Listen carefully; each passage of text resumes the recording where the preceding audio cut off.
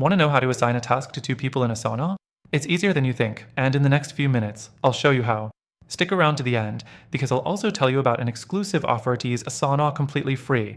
First things first, you should know that Asana doesn't natively allow you to assign one task to two people at the same time, but there are workarounds to get the same effect.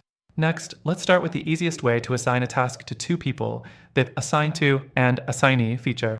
You can assign a task to one person and then add another person in the Followers section.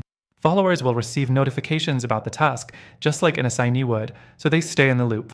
Now, if you need to actually make sure both people are listed as working on the task, the best method is to split the task into two subtasks. You can assign one subtask to each person, making it clear who is responsible for what within the larger task. This works well if the task requires different steps for each person, and it's a great way to organize your workflow. The fourth thing you can do is use custom fields. Asana allows you to create custom fields for your tasks, which could include a team members field where you list both assignees.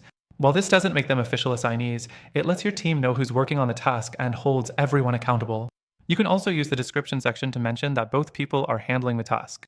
Moving on, another workaround is creating a duplicate task. If the task is something complex or requires two distinct responsibilities, you could duplicate the task and assign it to both people individually. Each person would then work on their own copy, and you can track the overall progress of the task by checking the original task.